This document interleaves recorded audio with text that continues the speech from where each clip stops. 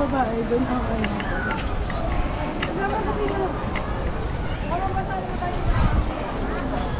Pepcorns. Oh. Ayan, ano, kuya, ikaw na.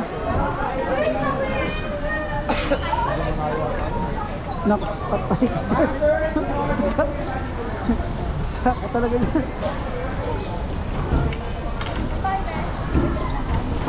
Kuya, go na! Tapo! Sige!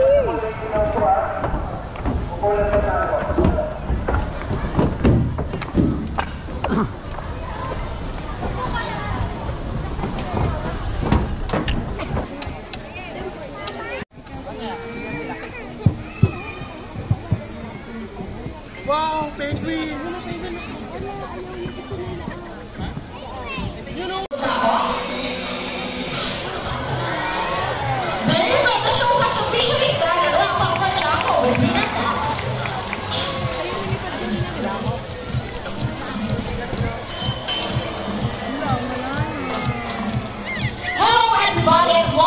The Ocean Park All-Star Bird Show with me, Trainer April.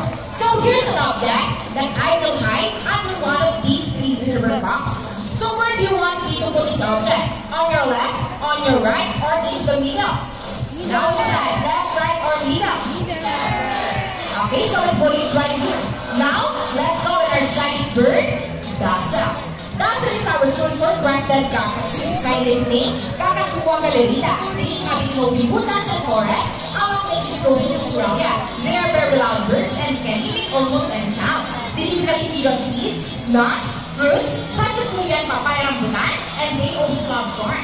Now guys, do you think Dazzle has the ability to find hidden objects? If it's yes, then say, you can do it, Dazzle! You can do it, Dazzle! Can Dazzle find a hidden object for us? And she found it! Number for Dazzle with greater shout. Now for our next featured birds are just like any married couple. Monogamous, meaning they will be partners for a lifetime. Pretty romantic, right? As any couple will says, in a relationship, there will always be doubts. Meet Sassy and Rocky, our beautiful pair of green unicorn, and today, they will battle it out to see who's the best in a basketball game. But before we start this battle, I'll be dividing you into two groups. All the girls will cheer for Sassy. Come on, girls, let me hear you say, Sassy, Sassy, Sassy, Sassy. And all the boys will cheer for Rocky. Come on, let me hear you say, Rocky, Rocky. All right, birds ready, critters ready, set, go. Here's what God is first from. Follow early by Sassy. Another one from Rocky. And it's the time for the last one. Rocky wins. What is your trainer? Mikey, you guys lose this time. Oh, then we won another race. Oh, she wants another race, Trainer Jerry. Are you sure about that? Do you want Sassy to lose again? This time, I guarantee you that Sassy will win. So what race do you have in mind? I won our ring race. And what is a ring race? The first bird who can run 3 rings into the hole, the fastest is the winner. And that is a ring race. So a ring race it shall be. Remember guys, that boys already have 1 point. So girls, let's cheer louder for Sassy to win this time. We'll be doing this again. This time, a ring race. Ready, set, go! Here's Rock Donald's first ring. I don't know what for Bucky. How about you, by Sassy? Oh, what's up with me? They got the 3 rings at the same time. How was that? And the winner is Sassy. What do you say about the Trainer Jerry? 3 rings at the same time. Hey, you guys cheated? Oh, you cheated? No, we didn't cheat. Sassy used her brain. Oh, so it's true that girls are born without a gentleman boys? How about us for Rocky, Sassy, Trainer Jerry, and Trainer Mikey?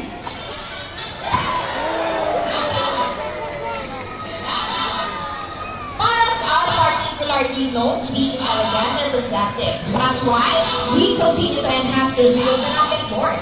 Here's Sassy once again, and she will show us how intelligent she is by putting the shape back till it's forward stop. Just like Sassy, bringing across South America. They are known to the desert giants of the Arab family. It is because they are the second largest, next to the highest income boss. Palpak. Go Sassy, you can do it!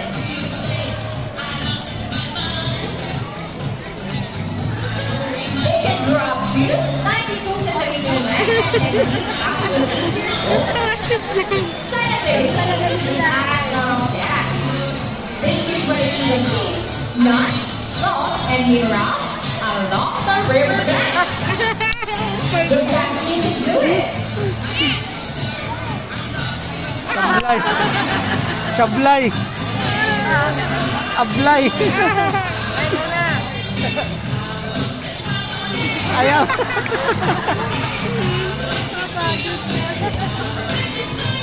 Let's go, girl! Kanina pa ako dito eh. That gives you the last shape. And for the last one.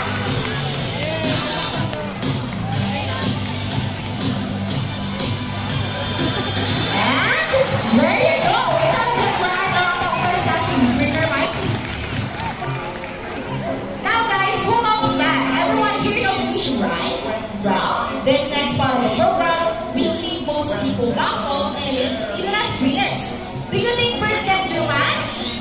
But before we go to mathematical wizard, I'm giving two numbers between 1 to 50. So any number between 1 to 50? Any number, guys? Okay, so the first number will be number 10. How about the second number? Okay, so the second number will be number 8. So the question is 10 plus 8. Let's see if our mathematical wizard can solve this equation. But first, trainer David will shuffle the numbers.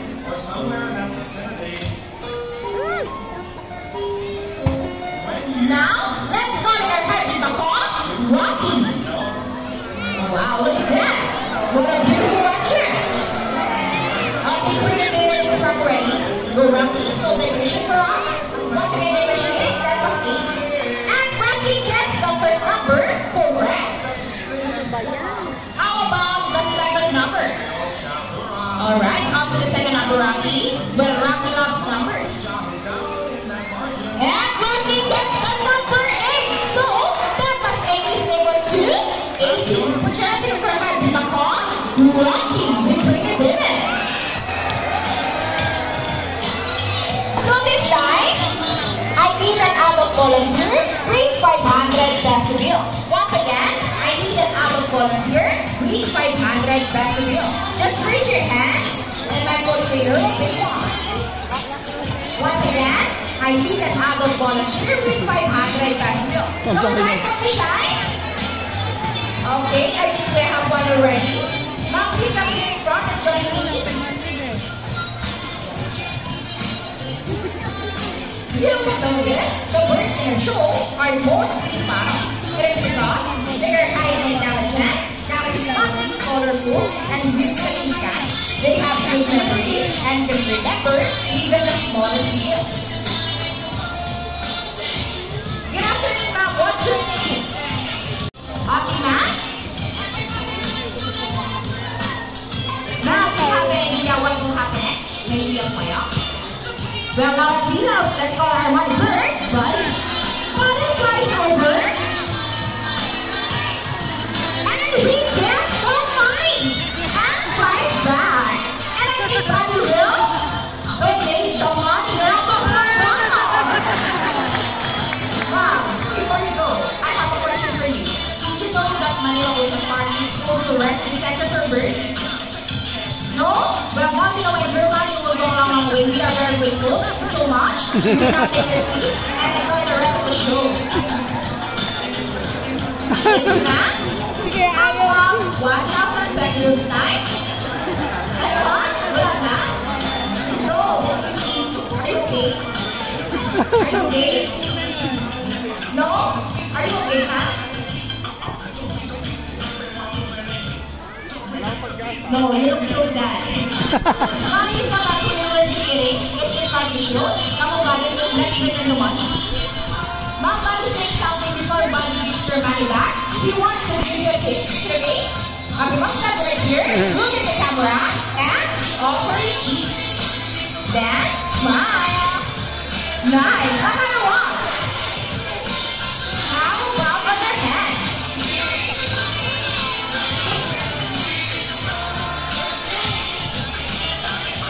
And there is your money round up for Volunteer and Buddy. Ladies and gentlemen, now that you have seen our colorful and intelligent parrots, we would like to show you another species of bird here in Manila Ocean Park. Birds of prey, also known as raptors, hunted be by other animals. The term raptor came from the Latin word rapere, meaning to seize or to take by force. These birds are characterized by their condition that allows them to do their prey during flight. They also have powerful talons and beaks. Ladies and gentlemen, please look to your left. Presenting our Philippine Eagle Owl, here comes Hope! Sorry to make this movie to these birds are responding to Hope, Samar, Leyte, Captain Juarez, and Basti Sibuya. And with our topic on here comes Steve. Topic on sa Pilipino sa Yaster English. 146 species of birds of prey around the world. These birds can be found in India, Indonesia, Bangladesh, Pakistan, along China, including here in the Philippines. And here comes Shadow. They are locally known as Lawi or Panok in the Visayas region. Isa. And as you can see, we have our homing pigeons. Homing pigeons are something meaning they will get a return to its nest and breed. Common across for raptors and homing pigeons. Here in the Ocean Park, we believe there is hope. We will not try to take care of friends in the city, but also for those who are in land and air as well. Now, who knows that we are? It's reduce, and we start over good. So here's Salam the bird once again, and he will show us the proper ways to speak. Ay! Let's go, buddy. Ay, kanina ka pa ha. See, if our lovebirds can do it, so can we. Ladies and gentlemen, we hope you all enjoy the show. Are the birds spectacular? Yay! And hopefully, no matter how small the effort, let's take action in saving them from extinction or even extinction. Please let's all do our part in saving the world. Because remember, this is the only home we got. Meat pala yung pinapakain. So let me present the birds and the trainers that made the show possible. Trainer Sean with Buddy. Ng isda din. Trainer Sean with Hope. Trainer Mikey with Speed. Trainer Mark with Shadow. And again, I'm Trainer April. Thank you and goodbye. By the way, guys, please remain on your seat because we still have a sea lion show. And please do not cross the yellow line. Thank you. Thank you, clap. Yay!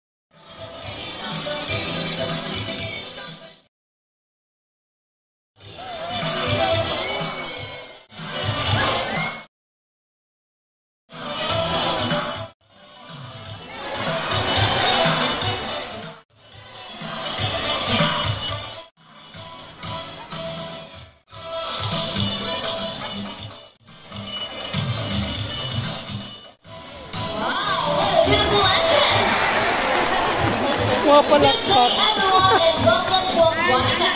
By the way, I'm Rita Rochelle, and I'd like you to meet my friends. Together with your fingers, one at a time. On your left side is one of the eldest female South American Siloids that we have, and she is the smartest. Wow, confident. Her name's Yanni. Together with trainer Jerry, say hi.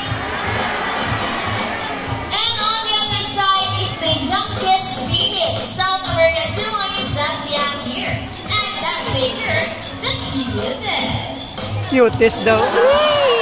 Naiyak ba siya? Her name's Cute daw siya. Together with trainer Mikey, say hello. Hello. Now let's continue. So guys, do you have any idea why are they called feet or feathers to different mammals? Any idea? Do they have feathers? Well, let's ask them. Ladies, do you have feathers? The answer is no. It's actually because of their front flippers, which are shaped like a bird's wing. See those? The term flippers may also be translated as wing flippers, since their flippers look somewhat like wings. In fact, they appear to be flying underwater from place to place, right, ladies? Did you know? They have this long and flexible neck. How flexible? Well, check this out. Some flexible run, another one that comes for Zealand brands. And as you can see, they have their body are covered with deep folds of short coarse hair. And their Zealand and their whiskers Tampo yun. Zealand sensitive touch. They take their fibers, which make them sensitive. Nice smile. Hey! And they also use their whiskers to aid in navigation or to detect vegetation from rain to water. And their small external ears give them a good sense of hearing, both above and below the water surface. Sea lions, like many marine mammals, can sail both above and underwater. They have a keen eyesight, but no color vision. In the wild, they inhabit waters close to shores, not rocky cliffs with typhoons, and have a preference for rocky beaches. They have excellent climbing abilities and can easily scale rocky cliffs. Check this out. Should stop from rivers. Now let's talk about their swimming abilities, and let's start with Ira, the cutest. Sea lions are generally cruise around 11 miles per hour, using the rowing movements of their front flippers, while their back flippers are stretched out behind their bodies, functioning as rudders for steering. And that's their normal swim. Nice and easy. Thanks so much, Ira, and Trigger Mikey. But when chasing their prey or escaping from predators, they can achieve a burst of 2. Ready, Annie? 25 miles per hour. Oh, bilis na. That's so fast. Come on, guys. Another round of applause for Annie. The smartest. Nice glide. Great job, Annie girl. And another one. She's asking for it. Here's an interesting story about our sea lions. Did you know that the U.S. Navy has trained a few of them to take part of their special operations? Yup, that's right. They're able to hold their breath for up to 20 minutes and they exhibit hundreds of feet, abilities that even the best Navy diver would be used of. And since they cannot be detected by vigor underwater, they are stronger recognized in avoid underwater mines. Ladies, streamers, are you ready? Well done, salute. Now let's march. Very nice. 1, 2, 3, 4. 1, 2, salute. This time, could you please join our Sea Lions in a salute? In a count of 3, everybody please salute and let's make this one loud. People in the crowd, are you ready? Come on guys, I can't hear you. Are you ready? Now let's go. 1, 2, 3. Salute everyone. Thank you so much. Sea lions are also used to search from Blue Water. Come on guys, let's go! What's first? The race! Go ahead and get the race, ladies! And good contact around the clock for Yenny and Ida. Wow, great job, ladies! And another one. They deserve it. Okay, so trainers, what's next? The ball? How do you think they get the ball? More.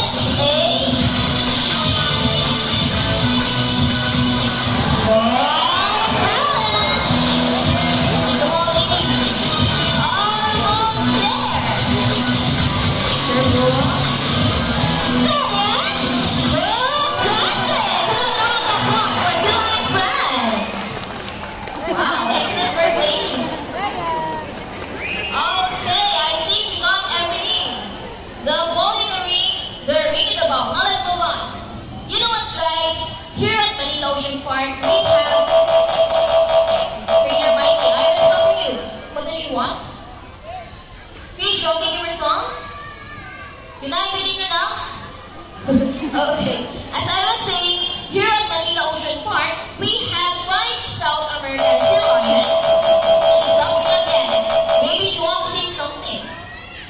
Bumulong. What did you say? She said, we are not yet done with why? Oh, there's one more missing object. You sure about that, Tyra? Okay guys, let's ask Yenny. Yenny girl, ano, is there one more? No more? Hey, more missing object? Are you sure? Oh no, you made Yenny so sad. Bagot kayo. Tyra, that's sad. Wait. If there's one more missing object, could you please tell Yenny what that is? It's a gun. Are you right, Ida? Well, I think it's a mission for us to search that missing gun. Let's go. Vamos. It's no mission impossible.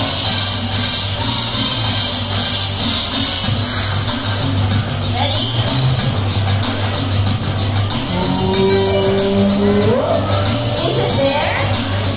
Nothing. Well, keep on looking. Oh, come on, don't stretch to our fingers. Keep on searching. Keep on rolling. Come on, guys, that's my gun. It's my gun. Focus on the mission.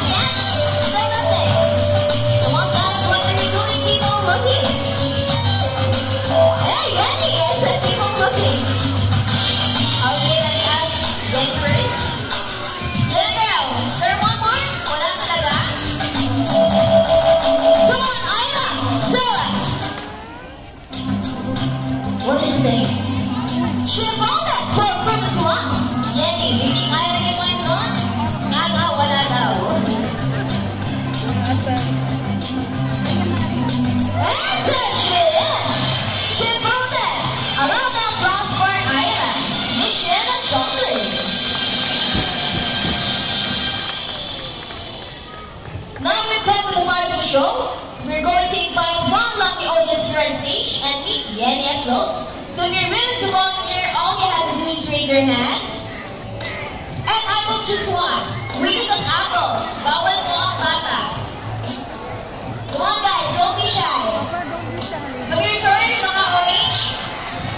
While waiting for our lucky guest, in case you'd like to know, here at Manila Ocean Park, we have 5 South American sea lions consisting of 4 females and only 1 male.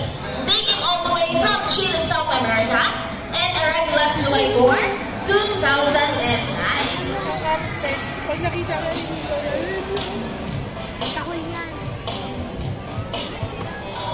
Hello sir, welcome to Manila Ocean Park.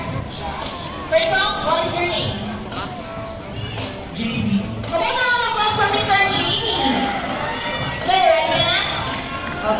So, trainer Derry. Lulublob kayo Sir, dyan. another question. Is this your first time to meet us live and close? First time? Well, meeting Yenny for the very first time, a flipper shake is always appropriate. Hold on this flipper, look at the camera, and smile. Yenny, I said smile. Nice. Okay, step aside please. Here's a data for you about our steel clients. Did you know that we have 34 to 38 cleaning feet? That's special design for grasping and tearing their food. However, they don't chew it, they swallow and roll just like that. And wala na. How about our photos with Yenny? Hold Yenny's shoulder, look at the camera, and give us your best smile. Pang Facebook profile. Okay, we're done. Yenny! Say goodbye na para lang guys. We're done. Hala, ayaw. Wait, go! Is there something else? Meron? Magpulong. I think I know that smile. You know what to say before you go? Yenny would like to give you a goodbye. Is it a kiss, girl? Oh, it is! And the kiss should be on, girl. And it's with Yenny. Sir, are you ready? All you have to do is put your hands to the back, offer your lips, and hold it for 3 seconds. Ready? Let's go! 1, 2, 3, and that's a happy satisfied Okay, on cheeks this time. Over your cheek. Nice, sweet. How about the rock shot? Hold that flipper, put your hands in the air, and walking. I don't know cross by yet, that's what I guess.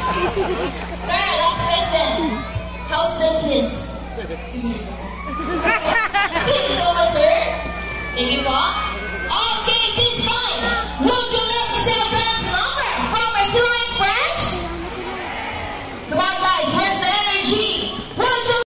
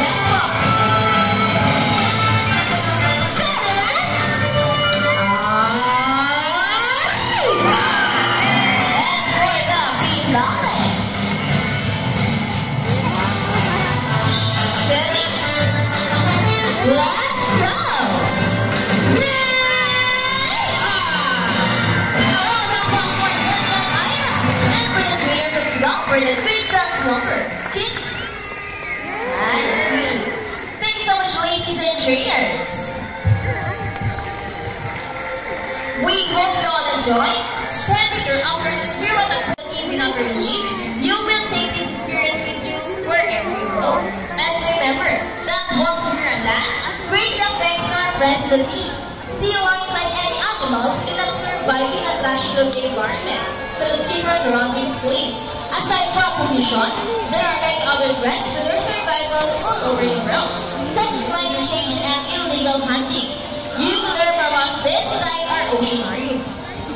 Always keep in mind if we're the steward of our planet and thus each one of us must do what we can to protect its earth, all make habitats of our Mother Earth including ourselves. So on behalf of Jenny and Trainer Jenny, Ira and Trainer Mikey, and all of us here on Aquatica and Manila Trade Park, we would like to thank everyone for seeing us today. We hope you all enjoy and visit us again soon. So take care and have a nice day. Thank you very much, my friends. Bye! And by the way, guys, if you'd like to have more photos with our sea lions and birds, please approach our photographer over there at the exit area. Thank you for watching.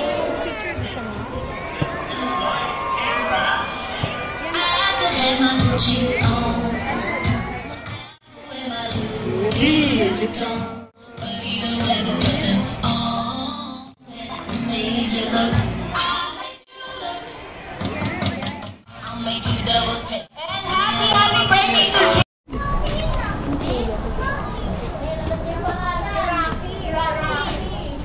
Yan ba yung matalino?